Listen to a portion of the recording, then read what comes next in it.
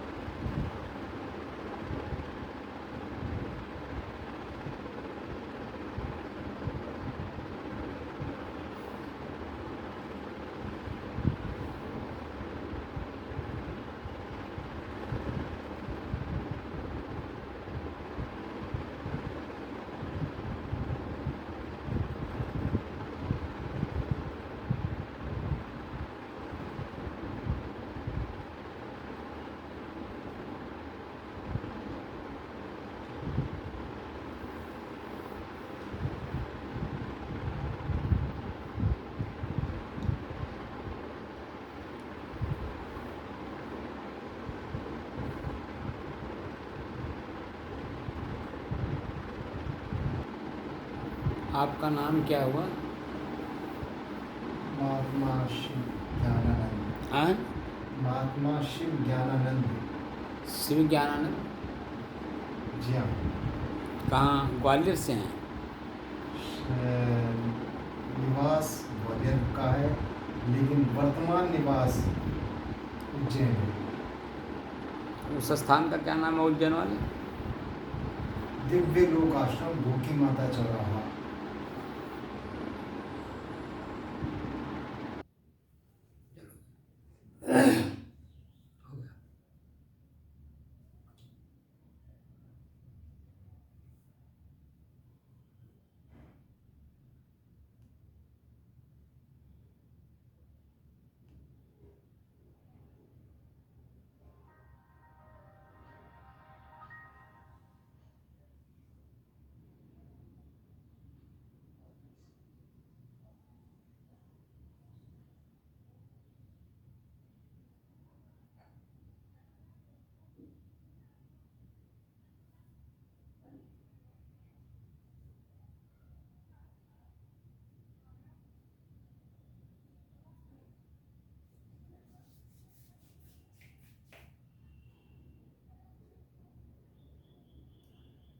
मानव जीवन किस लिए मिला है, क्या आपको उसके बारे में पता है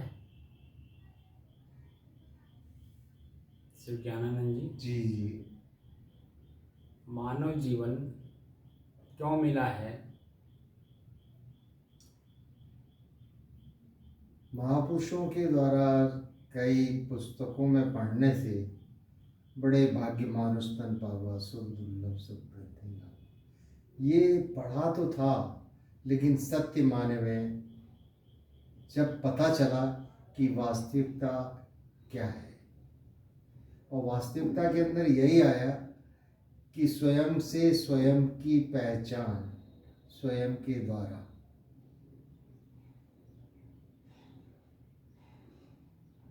स्वयं का पहचान स्वयं के द्वारा कैसे होगा?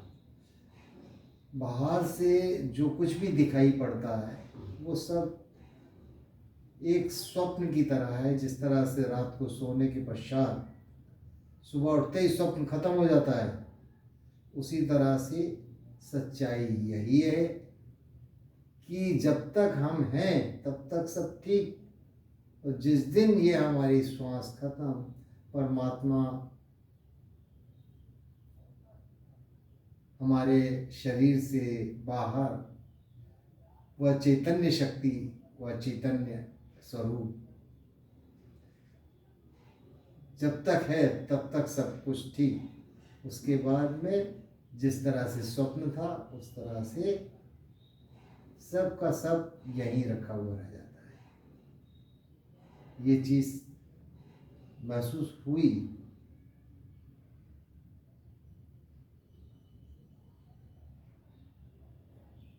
ये जो साधना हम करा रहे हैं जी, हमने कहा था कि अपने श्वास को देखिए। आप श्वास को कितना देर देखिए? श्वास तो अपन अभी भी देख रहे हैं। नहीं, जो मैं शुरू में बोला हूँ कि अपने ही श्वास को अपने से अलग हो करके देखिए। तो जब काम करने के लिए कहा जाता तो नींद आती है। जैसे आप इंस्पेक्टर थे जी पुलिस विभाग में, जी। मध्य प्रदेश पुलिस में, तो जिस समय ऊपर से ऑर्डर आता था काम करके ले आइए, तो कहा चारपाई बिछा करके जाके सोते थे कि ना, काम करके वहाँ ना ना, तो मैं यहाँ एक काम दिया था आपको, वो उस काम को कि आप अपने श्वास को देखिए। श्वास को देखने के लिए हमने काम दिया था, ठीक है? आप क्या कर रहे थे? श्वास, शरीर और श्वास स्वयं से स्वयं तक मिली हुई है। ये दोनों अलग हो ही नहीं सकती हैं जब तक हैं, और हम उसको अभी भी अपने कार्य को करते हुए देख रहे हैं। नहीं, अगर श्वास अलग ना होता तो अन्य महापुरुष लोग जो पहले हो चुके हैं या जो मैं आपको अभी बोला हूँ कि अपने श्वास को अपने से अलग होकर के देखिए, तो अगर अलग होता नहीं, अलग दिखाई देता नहीं, तो मैं कैसे कहता, प्रत्यक्ष क्यों कहता, या हमारे जो ऋषि किताबों में दे गए हैं ग्रंथों में वो हम लोग महसूस न किए होते तो उनको कैसे हम सच मानते कि वो सही बोल गए हैं। आप कह रहे हैं दोनों एक ही है, अलग हो ही नहीं सकता है। कैसे नहीं अलग हो सकता, अलग है तभी तो अलग कर रहे हैं। जो सूक्ष्म है वही तो मैं हूँ, श्वास मैं नहीं हूँ, इस शरीर मैं नहीं हूँ। इस श्वास और शरीर और इंद्रियां उनके विषय, इसमें सूक्ष्म रूप से जो हम इसमें घुल मिल गए हैं चीनी पानी की तरह, या हम कुछ नहीं है। हम तो एकदम आप रात में नींद लेते हैं ना, नींद के समय में आपको किस बात का ज्ञान होता है, हमें जरा बताइए। एक्चुअल जो नींद आती है उस समय में क्या आपको अपने शरीर का ज्ञान होता है कि मैं कहाँ सोया हूँ? मैं बैठ के सो रहा हूँ या बिस्तर पे सो रहा हूँ, बिस्तर बिछा है कि नहीं, मैं बिस्तर पर कपड़ा निकाल के सोया हूँ या कपड़े पहने ही सो गया हूँ, खाना खा के सोया हूँ कि बिना खाए सोया हूँ, कुछ ज्ञान रहता है उस समय में? जब नींद आती है तो उस समय तो कोई ज्ञान नहीं रहता। तो वही बात तो है, वही तो, इसी का तो अनुभव जागृत अवस्था में प्राप्त करना है कि जब मन इंद्रिय इनके विषय जब शून्य हो जाएंगे, जब वो भी जागृत अवस्था में वो अनुभव होना चाहिए एकदम बिल्कुल। उसी की साधना हम यहाँ करा रहे हैं। तो भाई पहली लाइन, पहला स्टेप इसका यही है कि हम यानी मैं अपने ही श्वास को अपने से अलग होकर पहले देखने का अभ्यास करें। ठीक, आगे इस जब चीज को आगे अभी मत जाइए। आगे जाने का मतलब जैसे भी आप पूरा जीवन जीते हैं, क्या पूरा जीवन का इकट्ठा खाना खा लेंगे? नहीं, ठीक। आप बात हमारी समझिए, पकड़िए खाली, अपने मन के भ्रम को हमारे पास न रखिए, हमारी बात को सुनिए। हम समय समय से जब भी भूख लगता तब हम अपने श्वास, अपने भोजन शरीर को देते हैं, न कि इकट्ठा जने पूरे 4 दिन का, 10 दिन का या पूरे जीवन भर का खा लेते हैं। हम एक टाइम भोजन करते, एक दिन में 2 टाइम भोजन करते हैं, दिन में हम कुछ और भी चीज़ें खाते हैं जब जैसी ज़रूरत होती है। पानी भी पीते हैं तो डट करके एक ही बार पूरे 4 दिन का पानी नहीं पी लेते हैं। जब जैसी ज़रूरत होती है उतना पानी पीते हैं। 1 गिलास की ज़रूरत है 1 गिलास पिएंगे, 2 गिलास की ज़रूरत 2 गिलास पिएंगे, आधे गिलास की ज़रूरत हो तो आधे गिलास पिएंगे। नहीं ज़रूरत है तो कोई कितना भी बढ़िया मीठा पानी दे, हम उसको बिल्कुल ग्रहण नहीं करेंगे। तो अभी तो पहला स्टेप ये है कि हम अपने श्वास को अपने से अलग होकर पहले तो देखें। ठीक। जब हमारा श्वास हमसे अलग महसूस होने लगेगा तब उसमें हम और भी चीज़ें डालेंगे। अभी तो हमको हमारा मन जो है ना, ये आप लोग तो नहीं जानते, हम लोग मन के ही तो पूरा रात दिन पढ़ाई करते हैं। अब मन कहाँ कहाँ कैसे कैसे किस रूप में जाके पटकता है पता नहीं चलता है। आप लोग तो अभी इसके बारे में ABCD भी नहीं जानते।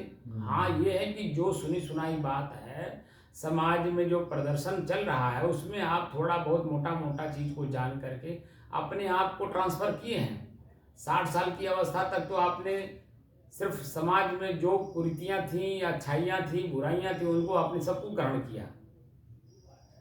अब जब थोड़ा सा समय बचा हुआ मरने से, रिटायर होने से लेकर के मरने के बीच में, तब आपको पता चला कि हमने तो पूरा जीवन ही खत्म कर दिया और खाली कुछ नहीं किया, जीवन खाली व्यर्थ में खो दिया। अब थोड़ा सा सार्थकता अगर आपके मन में जिज्ञासा हुई, और जिज्ञासा को जब आप शांत करना चाह रहे हैं तो जो जीवन बदले हैं तो थोड़ा सा परिश्रम और करिए।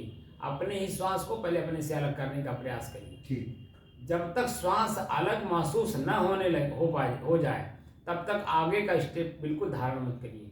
जैसे क्योंकि आप दरोगा रहे हैं तो आपको ऊपर से किसी न किसी केस डायरी आपको दी जाती थी इन्वेस्टिगेट करने के लिए, यानी जांच करने के लिए। तो जांच जब तक पूरी हो करके वो सबमिट नहीं हो जाता था कोर्ट में, या जिस विभाग ने आपको दिया, विभाग के अफसर ने, जिस अफसर ने, चाहे एडिशनल ने दिया हो, चाहे CO ने दिया हो, चाहे इंस्पेक्टर ने दिया हो, चाहे SP ने दिया हो,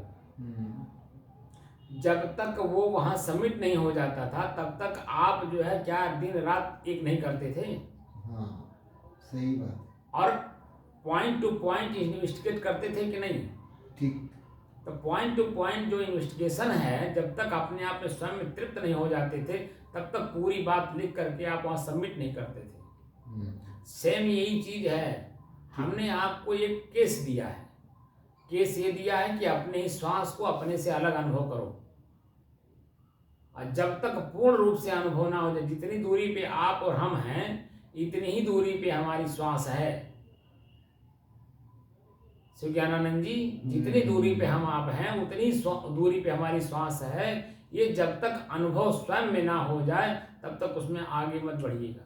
उसमें और भी कई चीजें हैं, और वो तभी समझ में आएंगी जब तक कि हमारा श्वास, पहले पॉइंट है हमारा श्वास, हमारा का मतलब हमसे अलग है तब हमारा है।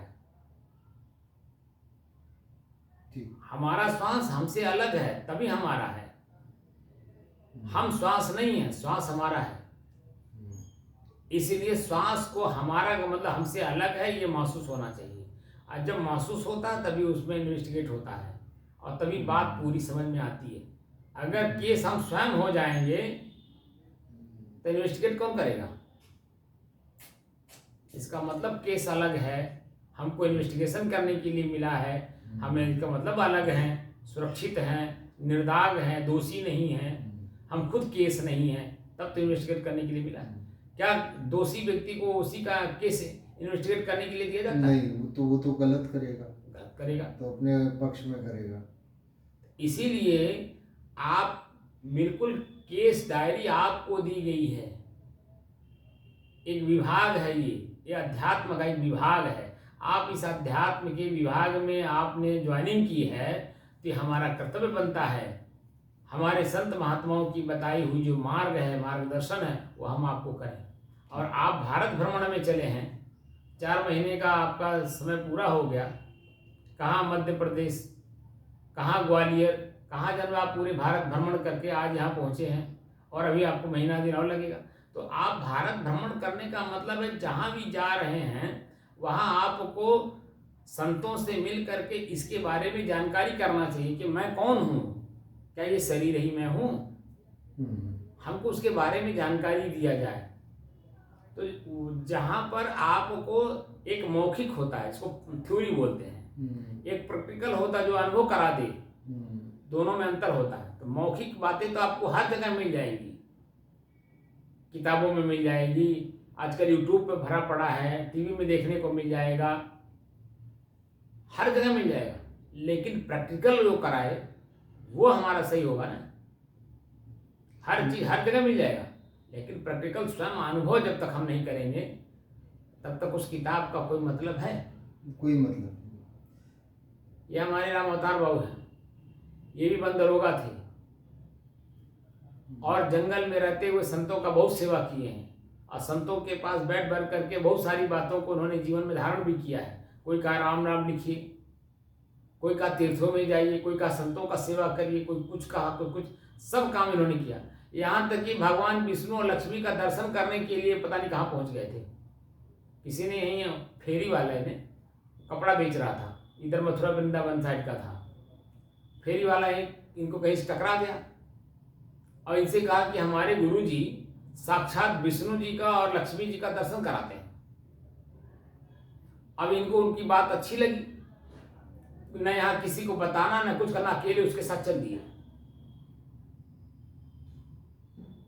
पूछे सामने साक्षात बैठे हुए, क्यों? क्या बता लो? मुरादाबाद में गए थे,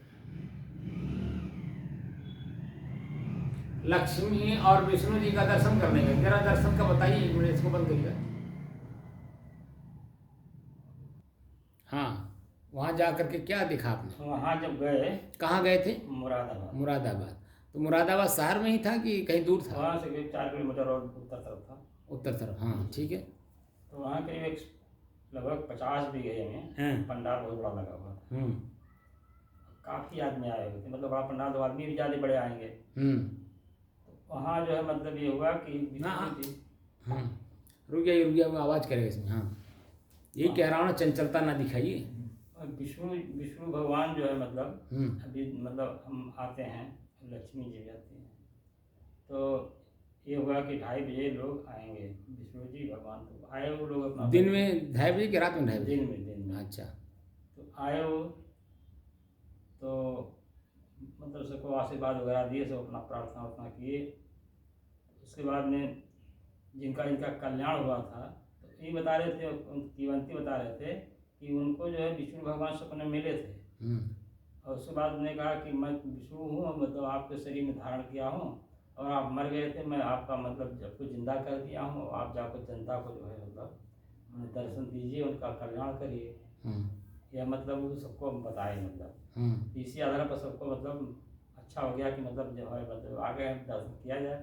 इस तरह से अनुयायी बढ़ते गए और तमाम लोग खड़े लोग बताए कि हाँ हमने आया, हमारा एक संकट दूर हो गया, संकट दूर हो गया, तमाम लोग से बताते रहे। तो आपका कष्ट दूर हुआ जिस कारण नहीं, कष्ट नहीं हो गया। हम उस आदमी से मिलाएंगे ही है, मतलब किसी दिन आपको मिलाएंगे। नहीं, वो जो ले गया था उससे नहीं मिलवाएंगे जी का? वो जो भगवान विष्णु बना था वो साक्षात थोड़ी यहाँ आएगा। नहीं, हम कहते हैं साक्षात विष्णु भगवान आ ही जाए, आपको मिल ही जाए। दूसरा फोटो तो ले आए हैं, वो बात तो छोड़िए। साक्षात विष्णु का जो फोटो आपने देखा है कहीं भी, और उसी रूप में कोई व्यक्ति आपको मिल ही जाए, और उनके साथ में जो लक्ष्मी जी जिन्होंने उनका पाँव दबाते हुए आपने जो चित्र देखा है वो साक्षात आपको दिखाई दे दे, तो आप बता दीजिए जो दृश्य मिलता है। हम अब दृष्टा दृश्य का अभ्यास करें। श्वास का मतलब श्वास हमसे अलग दृश्य है, श्वास हमारा दृश्य है, हम दृष्टा, हम साक्षी उसके, हम उसको देख रहे हैं। क्या श्वास हमको देख रहा है? जिस पीड़ा से आप पीड़ित है उसी पीड़ा से ब्रह्मा विष्णु भी पीड़ित हैं। जिस पीड़ा से आपकी पत्नी पीड़ित है उसी पीड़ा से लक्ष्मी भी पीड़ित है। तो खुद जब अपने पीड़ा से पीड़ित है तो आपका पीड़ा कैसे निकाल देंगे? वासना रूपी पीड़ा से विष्णु भी पीड़ित हैं। अब वासना रूपी पीड़ा से लक्ष्मी भी पीड़ित है, तो आप भी पीड़ित हैं, आपकी पत्नी भी पीड़ित है। और साक्षात अगर वो मिल ही जाए तो कितने दिन ठहरेंगे? या विष्णु जी कितने दिन ठहरेंगे? या क्या दे देंगे आपको? कोई चीज़ देंगे तो बाहरी चीज़ देंगे ना। अब बाहरी चीज़ में क्या उसमें उसका जो परिणाम है टूटना, सड़ना, गलना, जंग होना, क्या ये नहीं होगा उसमें? एक बात तो अनमिलता का दुख, भगवान विष्णु मिले नहीं, अब मिल गए तो मिल करके बिछुड़ने का दुख कि मिल के बिछुड़ गए, तो विरह होगी कि नहीं होगी? तो आपका पीड़ा कहाँ खत्म हुआ? ऐसी चीज को प्राप्त करिए कि जो आपसे अलग ना हो। हमारा अध्यात्म ये कहता है, हमारे ऋषि ये कहते हैं, ऐसी चीज को प्राप्त करिए जो आप अनादिकाल से खोज रहे थे और आपके पास ही और आपके अंदर में ही है। और यहाँ कहते हैं कि सोहम, जिस चीज को तुम बाहर खोज रहे हो वही तुम खुद हो। सह अहम, सोहम शब्द का अर्थ होता है जो मात्रा ओ की वो विसर्ग हो जाता है, तो सह होता है, सह अहम, वह मैं हूँ। कौन? जिसको मैं खोज रहा हूँ। तो स्वयं मैं जब वही हूँ तो फिर हम दूसरे जगह क्यों ढूंढें? क्यों? जब मैं वही स्वयं हूँ तो स्वयं को जानने के लिए जो उपाय बताए गए हैं ईश्वर, यानी अपनी श्वास को देखिए। श्वास है और ध्वनि है, ध्वनि का उच्चारण तो हर जगह हो रहा है, ओ, तो आवाज भी ना, आवाज करते करते आपका शरीर पूरा जन्म आनंदित होता है, प्रसन्नचित होता है, सुख का अनुभूत करता है, उत्साहित होता है, काम करने का उत्साह देता है, बल देता है, ताकत देता है, तमाम तरह मन में एकाग्रता ला देता है। ये सब तो प्राप्त होगा, लेकिन ये किसका है? वासना की पूर्ति के लिए। वासना जिस समय हम पूर्ति करते हैं उस समय में भी तो आनंद की अनुभूति होती है, सुख का अनुभव होता है, लेकिन उसका परिणाम क्या होता है? पश्चाताप, आत्मग्लानि और घृणा। तो कोई भी चीज़ संसार की मिल जाए, अच्छी से अच्छी और बुरी से बुरी, तो क्या वो हमसे चिपका रहेगा 24 घंटा? अब जो आप प्राप्त कर रहे हैं, आज 560 दिन हो गए, ये सेकंड मीटिंग में हम लोग बैठे हैं। साधना के सेकंड मीटिंग में 560 दिन हो गया। तारीख क्या हो गई? 20 मई सन 2023, दिन शनिवार का सेकंड मीटिंग में हम इसलिए बोल दे रहे हैं कि वो जो शिव ज्ञानानंद जी हैं वो भटकते भटकते कहाँ से जन्म आ गए, तो हमने कहा कि इनको रोक करके जरा कुछ अनुभव कराएं। अब इनको जब बैठाया तो जन्म बस आप ही की तरह ये भी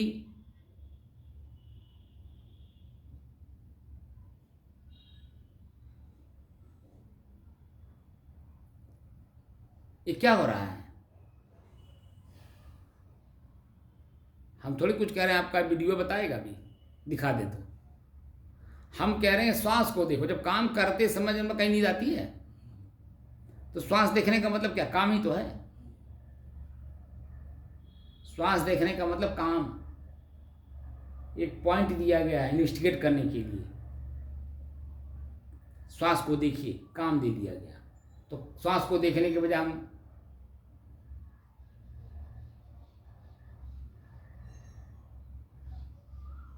परेशान है उसमें। तो कैसे बड़ी बड़ी बातों को करने से, बोलने से, पढ़ने से मतलब नहीं होता, समझने से मतलब नहीं होता, जीवन में धारण करना पड़ता है। अब बड़ी चीज़ों को जब तक धारण नहीं करेंगे तब तक आपके अंदर बड़प्पन आएगी कैसे?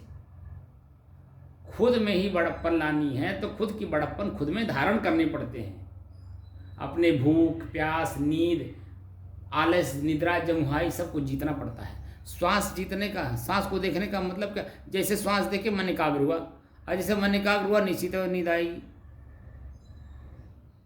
क्योंकि मैं शांत हुआ। तो मैं शांत होने की बजाय जब शांत का अनुभव हो गया, उसके बाद से आपको बता रहा हूँ कि सिर्फ आपसे, ये तो अभी आज पहला दिन इनका है।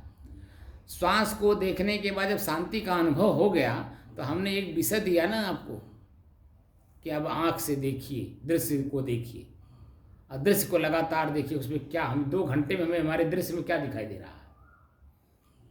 देखने के बाद उसका अनुभव होता है कि जब जिस समय काम किया जाता है उसका परिणाम सामने नहीं आता है। काम करते समय परिणाम सामने नहीं आता, काम जब समाप्त हो जाता तब परिणाम सामने आता है। काम करते समय काम का परिणाम सामने नहीं दिखाई देता है। हम जानते हैं, सुने हुए हैं, पढ़े हुए हैं, लेकिन स्वयं अनुभव नहीं किए। और स्वयं अनुभव तब करेंगे जब काम खत्म होने के बाद, क्योंकि समय के आधार पे काम का परिणाम जो आज के 10 साल पहले था वो आज नहीं रहेगा, क्योंकि प्रकृति में परिवर्तन है। तो जो हम पढ़े हैं या सुने हैं या देखे हैं वो आज जो हम कर रहे हैं उसमें परिवर्तन दिखाई देगा कि नहीं? परिवर्तन हर जगह होगा कि नहीं? बिल्कुल दिखाई। आपके सरकार में जो नीतियां 10 साल पहले बनी थी वो आज उसको क्यों खारिज किया जाता है? इसलिए कि वो वर्तमान में है नहीं, क्योंकि परिवर्तन दिख रहा है। तो जो वर्तमान होता है तो उस पर नीति बनाई जाती है। तो 10 साल बाद वो भी नहीं, क्योंकि वो भी जो है परिवर्तनशील है। लेकिन जो स्वयं उपभोक्ता है वो तो परिवर्तनशील नहीं है ना। मानव वही है, अपने स्वयं के प्रयोग के लिए स्वयं नीति बनाता है और स्वयं में अपने आप अपनी परिवर्तन की चीज़ों को जो है उसको स्थिर करना चाहता है। और जो स्थिर वस्तु स्वयं है उसमें जो परिवर्तन वाली चीज़ें घुसाना चाहता है। जहाँ परिवर्तन है वहाँ उसको स्थिर करना चाहता है, और जहाँ स्थिर है उसको परिवर्तन में देखना चाहता है। तो दोनों में अंतर है कि नहीं? तो भ्रमित कौन है? हमें आप तो भ्रमित हैं। तो भ्रम कौन दूर करेगा? स्वयं करना पड़ेगा। तो कैसे होगा? अभ्यास। कबीर कहते हैं, परखत खरी परखावत खोटी। जो मेरा मन परखता है, अनुभव करता है उसमें, और किसी विशेषज्ञ में जो अनुभव कराता है, दोनों में बड़ा फर्क होता है। तो मैं यहाँ बैठ करके आप लोगों को अनुभव कराने के लिए बैठा हूँ, नहीं कि यहाँ सुलाने के लिए बैठा हूँ। कोई माँ नहीं हूँ कि दूध पिला दिए सो गए। बाप का भी काम करना है ना, तो जो चाटे भी देना है ताकि जन में जागृति बनी रहे। एक दिन मैंने प्रश्न पूछा था कि बच्चे को साथ में दोनों लोग हैं, माता भी हैं पिता भी हैं, बच्चे को किसके गोद में नींद आएगी, माँ की कि बाप की? वही बच्चा बाप का भी है, वही बच्चा माँ की भी है। बच्चे को नींद आ रही, किसके गोद में नींद आएगी आप बताइए जरा हमको। बाप के गोद में नींद आएगी इसको। कैसे? सुरक्षित सबसे ज्यादा बाप के साथ। अच्छा, सुरक्षित ज्यादा। सुन लिए? पैदा तो किया माँ ने ना, जितना ममता माँ को होगी पूरा उसको होगा, पैदा उसने किया है। बाप के गोद में तो बच्चे को नींद आएगी ही नहीं। आज आपको नई चीज बता दे रहा हूं, इसलिए कि वो बच्चा जो है अनुभवी है, वो भले छोटा सा है, लेकिन माँ के गोद में उसको पहले नींद आएगा। अब बाप के गोद में उसको कदापि नींद नहीं आएगी, क्योंकि बाप पता नहीं कब मार देगा, पता नहीं है।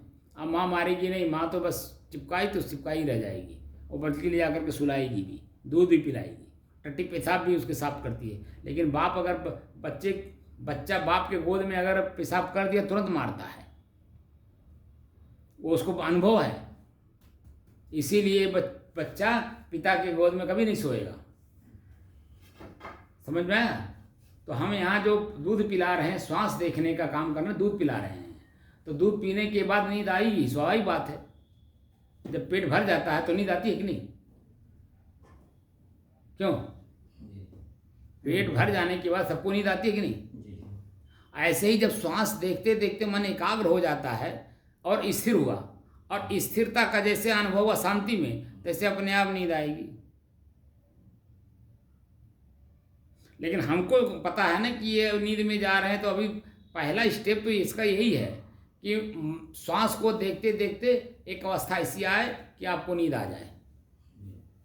लेकिन वही सब कुछ है, ऐसा नहीं है, क्योंकि नींद भी आपके रास्ते का बाधक है, उसका बाउंड्री वाल है, आप तक पहुंचने नहीं देगा, आपको स्वयं को अपने तक जाने नहीं देगा आपकी नींद। चंचल मन, पहले का जो चंचल मन है, जो बुराइयां आप कर चुके हैं, वो बुराइयां ही तो आपको बैठने नहीं देंगी। आप जैसे ही आंख बंद किए, आपके पूर्व जितने भी कर्म किए हैं सब एक एक करके उभारना शुरू करता है, चाहे पढ़े हों, चाहे देखे हों, चाहे सुने हों, चाहे किए हो। ऐसा होता है कि नहीं होता है? तो ऐसी स्थिति में ये साधना इतना, हमको आपसे रुपया नहीं कमाना है कि जब आप वाली मीठी मीठी करेंगे। हमारा कर्तव्य बनता है, हमको हमारा जो संस्था है संत समाज का, इसको आपने ज्वाइन किया है, और किस लिए ज्वाइन किया है? परम पिता परमात्मा से मिलने का। तो परम पिता परमात्मा कहीं बाहर नहीं है जो मिल जाएंगे, और मिल भी जाए तो छोड़ेंगे कि नहीं, बिछोड़ेंगे कि नहीं बिछोड़ेंगे? आप चाहते हैं स्थिर हो, हमारे साथ रहें, हम उनके साथ रहें, 24 घंटा उनके साथ रहें, ठीक है? तो परम पिता परमात्मा आप स्वयं ही हो। परम माने श्रेष्ठ होता है, और पिता शब्द का अर्थ होता है स्वयं ही, पिता शब्द का भी अर्थ होता है स्वयं। तो परम माने श्रेष्ठ, पिता माने स्वयं। संसार में श्रेष्ठता किसकी है? स्वयं की है, और स्वयं की श्रेष्ठता आपको ज्ञान है?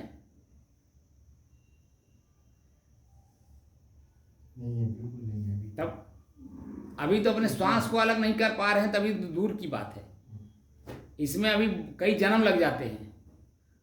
आप तो पूरा जीवन अपना तो दूसरे जगह अपने इंद्रियों के विषयों में, भोगों में लगा दिए, और जब जान गए कि मैंने निरर्थक कार्य कर दिया, सब दुख का कारण बना लिया, अब थोड़ा सा इधर जब मुड़े तो पता चला कि जन्म अब खाली थोड़ी जो शरीर में रस था सब निचुड़ गया, अब खोइया भर बचा है, खाली नींद आएगी और क्या होगा?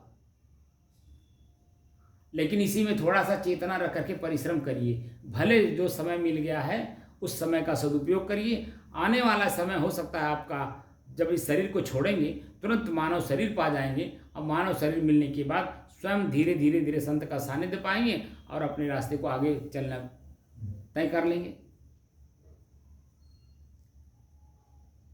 तो हमारा जो सिस्टम है, हम अपने ही मनोवृत्तियों को पढ़ने के लिए श्वास को पढ़ रहे हैं। जब श्वास को पढ़ लेंगे तो मनोवृत्तियों भी तो पढ़ना है। मनोवृत्तियां कब कहाँ किस रूप में हमको भटकाती हैं? अरे अभी बहुत स्टेप है। भव सागर पार होना, भव माने बुराई होता है, बुराइयों का सागर ही है शरीर है, और इसी से हमें पार होना है, और हमारे अंदर ही है, और हमारा मन ही हमारा भव सागर बनाया हुआ है, और इसी से हमें पार होना है। अपने ही कर्म को दो रूपों में देखिए। पहला तो उसको बुराई के रूप में देखिए तो मन भयभीत होगा, और अपने ही कर्म को अच्छाई के रूप में देखिए तो आनंदित होगा। तो क्या वो कर्म और क्या उसका परिणाम आनंद और सुख या दुख, क्या हम हैं तीनों? हम तीनों के साक्षी हुए कि नहीं? अब भ्रमित तो उसी में हो जाते हैं। हम बुरा कर दिए हैं, गलती कर दिए। तो जब गुरु के पास जाया जाता है, इसीलिए कहा जाता है कि अथ योगानुशासनम, अब मैं योग के अनुशासन के बारे में आपको जानकारी दे रहा हूँ। अनुशासन माने स्वयं पे अनुशासन होता है। योग का मतलब जोड़ना होता है। किससे जोड़ना? स्वयं से स्वयं को जोड़ना है। तो स्वयं को स्वयं से कैसे जोड़ेंगे? चित्त वृत्ति निरोध है। योगस चित्त वृत्ति निरोध। चित्त यानी मन में जो वृत्त पहले से बन गई है, अच्छे और बुरे, हानि और लाभ, सुख और दुख का, घृणा का, आनंद का, तो जो वृत्त बन गई है इसको निराई करना। कैसे निराई करेंगे? जब जानेंगे तब तो निराई करेंगे। खेत में निराई करने आप जाते हो, आप लोग दोनों जनी समाज में एक जिम्मेदार पद पे रहे, दरोगा, शब्द ही तो लिखते हो कागज पर। वही शब्द किसी को फांसी को चढ़ा देता है, यानी दुख देता है, और उसी कागज में एक शब्द ऐसा लिख देते हैं कि फांसी पर चढ़ा हुआ आदमी वो नीचे उतर जाता है। तो शब्द ही तो जब शब्द के बारे में जानकारी है तभी तो शब्द का प्रयोग कर रहे हैं लिखते समय। ऐसे ही खेत में जब हमें धान और खर के बारे में जानकारी है तभी तो हम धान भर को छोड़ते हैं और खर पूरा निराई करते हैं। लेकिन अगर पता ही नहीं हो तो काट देंगे, कट जाता है। ऐसे ही दोनों को जानना जरूरी है पहले। तो जब जान जाएंगे तो अपने आप ऑटोमेटिक दोनों का निराई कर देंगे। जो आपके अनुकूल है, सुख का, आनंद का जो प्रतीक है उसको रख लेंगे, बाकी को निराई कर देंगे, निकाल देंगे। निराई का मतलब निकाल के फेंकना होता है। और तब आपका मन प्रसन्नचित होते होते एक अवस्था ऐसी आएगी कि वो प्रसन्नता भी खत्म हो जाएगी, अपने आप में लीन हो जाएंगे। अपने स्वयं की स्थिति में जाना है ना। हम जितना खुल करके आपसे बात करता हूँ, हम तो जानते हैं कि हम तो खुद भी जो है घूम घूम करके देखे लेकिन कहीं मिला नहीं,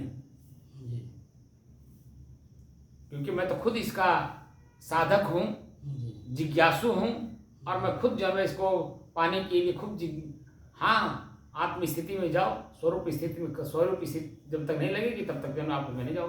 अरे भाई स्वरूप स्थिति लगेगी कैसे? उनका उपाय बताओ, साधन बताओ, वहां तक पहुंचाओ, तब न गुरु हो। पथ प्रदर्शक बन गए, अब पथ का अपने खुद ज्ञान है, पथ कैसे मालूम हम लोग चलेंगे, आगे कैसे बढ़ेंगे? इसके लिए कई सारे संतों मुलाकात हुई, वो बोलते हैं, कहते हैं प्रार्थना और सेवा। वह तो समय को सदुपयोग करने के लिए बताया गया। जिसे आपका ध्यान में मन नहीं लग रहा है, मैं ध्यान का मतलब श्वास को दिखाने के लिए बैठा रहा हूँ, हाँ। श्वास देखने में मन नहीं लग रहा है, तो आप उठ के भागेंगे कि नहीं? तो जैसे अब यहाँ से इस कक्ष से बाहर हुए तो कुछ ना कुछ करेंगे कि नहीं करेंगे? कुछ ना कुछ करेंगे ना। तो कुछ न करने की अपेक्षा वो काम करिए जो इससे सार्थकता हो। यानी जो खाली समय है, ध्यान लगाने से पहले जो खाली समय है उसमें प्रार्थना करिए। और फिर वो कहते हैं कि किसी से पूछने की जरूरत नहीं है, सिर्फ भगवान से पूछो, स्वयं से पूछो। कहते हैं कि स्वयं से यही तो बात है ना। तभी तो हम भटक रहे हैं। स्वयं से कैसे बात करें? तो मन बात करने लगता है ना। मन बात हमारी मनोवृत्तियां बात करने लगती हैं। दो वृत्तियां, एक शुभ एक अशुभ। भगवान को तो पता है, भगवान वही तो फिर लोगों को भ्रम में डालने की स्थिति में पैदा करते हैं लोग। तो फिर और उससे बेहतर तो फिर यही है कि जितना भी आपको स्वयं से पता है, फिर उतने के अंदर ही आप अपने से श्रेष्ठ जब समझ लो तब उसके पास रुको, बैठो। इसीलिए तो कहा जाता है, इसी वजह से मैं आपके पास बैठा। कबीर ने भी कहा है और तुलसीदास ने भी, इसी वजह से मैं आपके पास रुका, बैठा कि मुझे समझ में आया। दो बातें उन्होंने कहा, गुरु सिकली गर कीजिए। गुरु करने के लिए सभी लोग कहते हैं, अपने गुरु बनना चाहते हैं और आपको हमको शिष्य बनाना चाहते हैं, छोटा बनाना चाहते हैं। वो अपने को श्रेष्ठ मानते हैं और आपको हमको छोटा मानते हैं, जो कि हम और आप बराबर लेवल के हैं। हाँ। खाली कर्म के आधार पे हम आप छोटे बड़े हैं, लेकिन चेतना स्तर पे जब देखेंगे तो दोनों बराबर हैं। दोनों बराबर है। चेतना स्तर पे जब देखेंगे, कर्म ही, जैसे चोर और सिपाही देखा जाए तो शरीर दोनों का तो एक ही है। उसने कर्म किया इसलिए भाग रहा है क्योंकि चोरी किया है, इसलिए भयभीत होकर भाग रहा है। आप उसको पकड़ रहे हैं क्योंकि वो उसको जान रहे हैं वो चोर है, उसने चोरी किया है। लेकिन वह भाग इसलिए रहा है उसने सचमुच चोरी किया है। चोरी का मतलब होता है बिना पूछे किसी का सामान उठा लेना। अगर पूछ करके ले, जान करके ले और मांग करके ले तो चोर कहा जाएगा? ना उसने मांगा ना उसने पूछा और अपने आप से उठा लिया और लेके चल दिया। तो जिसका सामान है वो जब खोज करेगा और जब नहीं पाएगा तो उसको कहेगा नहीं कि कोई चोर उठा लेगा। और जो ले जाया रहेगा उसको भी भय रहता है, भाई बिना पूछे लेके चले आए। है तो आदमी ही।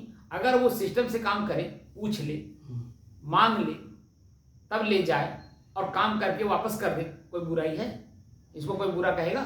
इसको कोई चोर कहेगा? कोई डाकू कहेगा? भाई सामान आपका है और उस सामान की जरूरत हमको वर्तमान में है, तो अगर हम आपसे मांग करके ले लें और आप दे देंगे तो आप हमको लास्ट में ही कहेंगे भैया ले जाओ, काम करके जैसे है सुरक्षित हमें वापस दे देना। ये नहीं कहेंगे? हम सुरक्षित देना नहीं चाहते, काम करना चाहते हैं, काम करना चाहते हैं, लेकिन जैसे है वैसे हम देना नहीं चाहते। जैसे भगोना है, भगोना हम आपके यहाँ से ले आए, मांग करके लाए, आप हमसे कहे कि महात्मा जी ले तो जाइए, लेकिन ये साफ सुथरा ऐसे मांझ करके मजवा करके हमारे घर भिजवाइएगा। और हमने क्या किया? बिल्कुल बिना मजवाए वैसे भिजवा दिया, ले भी नहीं गया, भिजवा दिया। तो मन में आपके कष्ट होगा कि नहीं? दोबारा आप देना चाहेंगे क्या? लेकिन अगर मैं जैसा आपने कहा वैसे ही करके अगर मैं दिया तो जब चाहेंगे तब मांग लेंगे। लेकिन अगर हम आपके विपरीत कार्य किए हैं, यही समाज के प्रति हमारी जो वृत्तियां बन गई हैं, इसी वृत्तियों में हम उलझे हुए हैं। इन्हीं वृत्तियों को जो हमारे क्लियर करा दे वही तो हमारा गुरु है, उसी को कहते हैं प्रकाश। सही। महात्मा बुद्ध ने कहा कि अपदीपो भव, स्वयं का दीपक स्वयं बनो। तो स्वयं का दीपक स्वयं कैसे बनेगा? अंतर ज्योति, अंदर में ज्योति है, प्रकाश है, ज्ञान है। हाँ, दूसरे के ज्ञान से और अपने ज्ञान से जो अनुभव हुआ है, दूसरे का अनुभव और अपना अनुभव दोनों का मिलान करिए। जहां अपने अनुकूल मिले उन्हीं को प्रणाम करिए, उनका संग करिए, साथ करिए और उन्हीं के सहारे धीरे धीरे अपने वृत्तियों को धीरे धीरे मिटाइए। चाहे अच्छी हो चाहे बुरी हो, दोनों वृत्तियों को बिना मिटाए हम स्वयं अपने तक नहीं पहुंच सकते। जैसे सामान्य अवस्था में जब हम नींद में जाते हैं तो वो नींद की अवस्था में हमारी कोई वृत्ति रहती हो तो बताइए, चाहे शुभ हो चाहे अशुभ हो, वो दूसरे ही बता सकते हैं। स्वयं की वृत्तियां कुछ भी नहीं रहती है, तब हम शुद्ध नींद में रहते हैं, यानी शुद्ध अपने आप में रहते हैं। और वही स्थिति हमें जागृत अवस्था में, बार बार मैं इस बात को कह रहा हूँ कि जागृत अवस्था में उसी वृत्ति को लाना है। तो हम अभी तो पहला काम कर ही नहीं रहे हैं। अब स्वयं अपने ही श्वास को अपने से अलग अभी पहले शुरुआत तो किए नहीं, तो बैठते ही वक्त नींद आने लगी, झपरी आने लगी, आलस आने लगा, नींद आने। तो ये आपके रास्ते के बाधक हैं। इस बंधन को त्याग करिए, धीरे धीरे अभ्यास करिए। जब आपका अभ्यास पूरा हो जाए और पूरा हमारा जितनी दूरी पे आप हैं और जितनी दूरी पे मैं हूँ, हमारा श्वास जब अनुभव हो जाए तब आगे हमसे पूछिएगा, भले फोन नंबर से पूछ लीजिएगा। फिर उसके आगे जो पॉइंट मैं बताऊंगा उसी पॉइंट पे अपने मन में रख करके आगे बढ़िएगा। बात समझ रहे हैं? बिल्कुल बिल्कुल समझ में आ रही है। आपको मैं इसलिए रोक लिया कि इतनी पूरे भारत भ्रमण कर रहे हैं, कम से कम कोई एक व्यक्ति ऐसा मिल जाए जो आपने 60 साल तक समाज को सेवा दिया और 60 साल के बाद अपने लिए आए और संत समाज में अपना दीक्षा लिए, संत समाज से जुड़े, तो कम से कम वहां से हम भी संत समाज के हैं तो कुछ तो आपको मिल जाए। मैं भी आपके पास इसीलिए रुका कि मेरे को आप जैसा, जिसको कहा कि चैतन्य ज्योति, वो चैतन्य ज्योति, चैतन्यता मेरे को आपने दिखाई पड़ी कि वो उससे मेरे को प्रकाशित होने में मदद मिलेगी। और सत्य मदद ही नहीं मिलेगा, पूरा मिलेगा, लेकिन जब आप मेरे बताए अनुसार चलेंगे आप खुद अनुभव करेंगे। बिल्कुल, हमको नहीं बताना पड़ेगा, आप खुद अनुभव करते चलेंगे। खाली जो जैसे जब हम रास्ता चलते हैं, डिवाइडर आता है कि नहीं बीच में, हर डिवाइडर को पार करते हैं कि नहीं, हर चौराहा को पार करते हैं कि नहीं, बोलिए, हर शहर को पार करते हैं कि नहीं। अपना जब तक लक्ष्य पूरा नहीं हो जाता तब तक हम हर चीज पार करते हैं कि नहीं। ऐसे ही जब तक हम स्वयं अपने आप में बिल्कुल एकदम तृप्त ना हो जाऊं, हमारी कोई वृत्तियां, हम जैसे बैठे हमारी कोई वृत्ति हमारे सामने ना हो, और जब तक बैठे एकदम बिल्कुल इसी रूप में रहें, इस रूप में नहीं, बिल्कुल ऐसे रहें। अब मन में किसी प्रकार का कोई वृत्ति ना बनने पाए, एकदम शांति स्थिति। ये स्वयं अनुभव होगा। लेकिन अभी पहली बात तो जो समय था इस काम को करने के लिए, इस काम को करने की वजह अपने वासना वृत्ति को पूरा पूर्ति में लग गए थे। अब मनोवृत्तियां उस तरह की बन गई हैं तो बार बार उसी की तरफ ले जाएंगी। इसीलिए थोड़ा सा मेहनत करने की जरूरत है। अगर मेहनत सार्थक कर ले जाएंगे तो ये जीवन ही सार्थक होगा। अगला जन्म जो मनुष्य का मिलना था वो मिल जाएगा। भारत भर में कहाँ जा रहे हैं सब? भाई ग्वालियर से निकले हैं, 4 महीना भ्रमण कर चुके हैं। अब यहाँ से श्रावस्ती जाएंगे, श्रावस्ती से लखनऊ जाएंगे, लखनऊ से कानपुर जाएंगे, कानपुर से उधर दिल्ली जाएंगे। सुबह जो फोन किए थे आप ही किए थे? हाँ आप ही किए थे। सुबह जो फोन बात हो रही थी आप ही। जी। तो भ्रमण करेंगे अपना। तो भ्रमण के दौरान हमको एक मौका मिल गया कि हमारे पास उससे क्या होगा?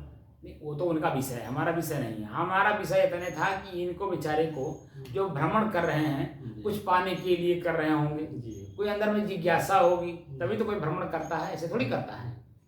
तो उस रास्ते में मैं एक डिवाइडर हूँ, पड़ाव हूँ। इस पड़ाव में हमारे पास अगर बैठेंगे हो सकता है कुछ उनके मन के लायक मिल जाए उन्हें। इसीलिए हमने इनको आज रोका। खोज रहे हैं तो भाई खोज सबके अंदर में है ना। खोज ऐसा कोई व्यक्ति नहीं है किसी को कोई चीज की खोज है, किसी को कोई चीज। खोज तो है ही है, सभी लोग खोज रहे हैं। ये खोज ही सही है।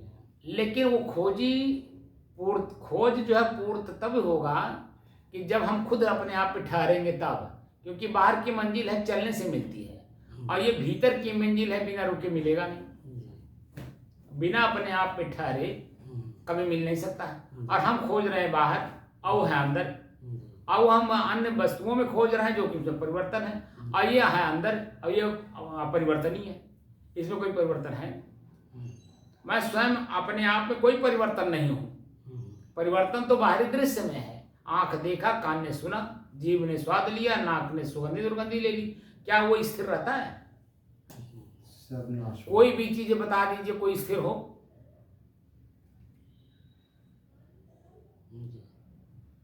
अगर सब चीज स्थिर हुई होता तो जो सुखी आदमी वो सुखिया रह जाता, जो दुखी हो दुखिया रह जाता, गरीब गरीबे रह जाता, गंवार गंवारे रह जाता, निर्धन निर्धने रह जाता।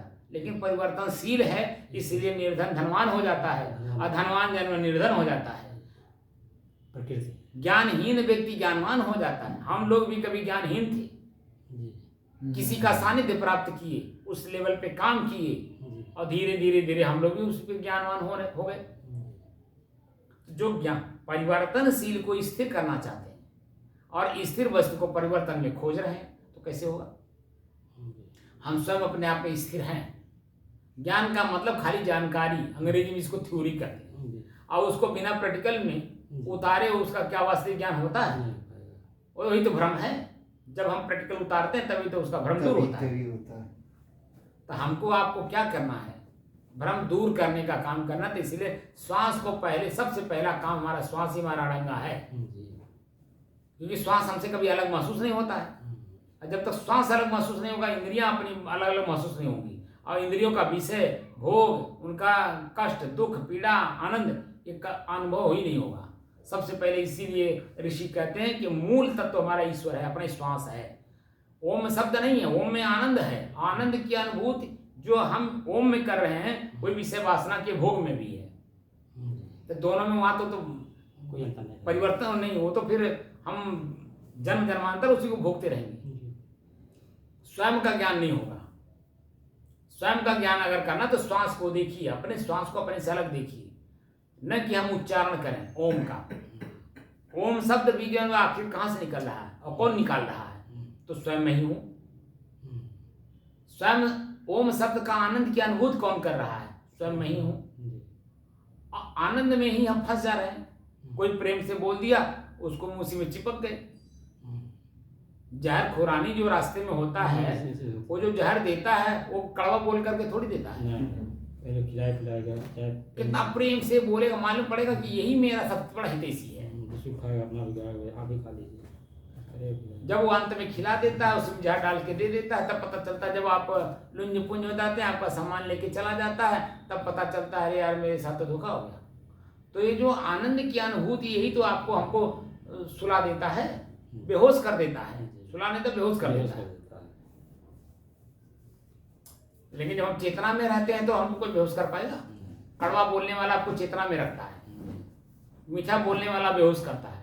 अब बेहोशी में ही जब आप बेहोश रहते हैं, जब वो लेके चला जाता तब होश जब होता है तब पता चलता है तो लूट के लेके चला गया। लेकिन कड़वा बोलने वाला व्यक्ति जैसे ही बोलता है तैसे आप सतर्क रहते हैं। देखा ससुरा आवत बा, पता नहीं क्या क्या बोलेगा, पता नहीं क्या कर देगा, चौकन्ना रहते हैं कि नहीं? तो वो चौकन्ना जो स्थिति है, इसका मतलब उसके बारे में आपको जानकारी है, इसीलिए चौकन्ना है, चेतनावान है। चौकन्ना मतलब चेतनावान है। लेकिन कोई आपका बेटा आ रहा है, आपका नाती आ रहा है, आपको सुलाया, चेतना रही नहीं जाती, आकर के लूट के लेके चला जाता है। जो कमाई किए रहते हैं, जो धनवान, जिस बाहर के धन से जो धनवान आप बने रहते हैं, वो आया लूट के लेके चला गया। पत्नी लूट लेगी, बेटा लूट लेगा, नाती लूट लेगा, जितना बाहर के धन कमा के रखे सब ले ली, चाहे पद हो, प्रतिष्ठा हो, कुछ भी हो। लेकिन स्वयं को आपको नहीं लूट पाता, यही समस्या है। स्वयं को लूट लेता तब तो बात बनता, तब समझ में बात आता। तो वो जो दुश्मन जिसको आप मानते हैं वही आपको लूटता असल में, और उससे आप सतर्क रहते हैं। जिसको आप दुश्मन मानते हैं उसी से आप सतर्क रहते हैं, जिसको अपना प्रिय मान लेते हैं उससे सतर्क रहते हैं, सावधानी नहीं आती। इसीलिए आपको ये हिदायत दे रहा हूँ, रास्ता चलते रहिए, लेकिन चाहे जहाँ जब आप अपना स्कूटर खड़ा करिए, जहाँ रेस्ट करिए, तो जब कम से कम 10 मिनट, 15 मिनट, आधा घंटा अपने श्वास को देखिए, और अपने श्वास को इतना अभ्यास करिए जैसे स्कूटर आपसे अलग है, आपके बैग आपसे अलग है, आपका मोबाइल आपसे अलग है, आपका रुपया पैसा आपके जेब में आपसे अलग है, वैसे मेरा श्वास मेरे ही शरीर में होते हुए उतनी दूरी पर है। जब ये अनुभव हो जाएगा तब हमको बताइएगा, तब आगे की बात बता देंगे। ठीक है, जैसा है।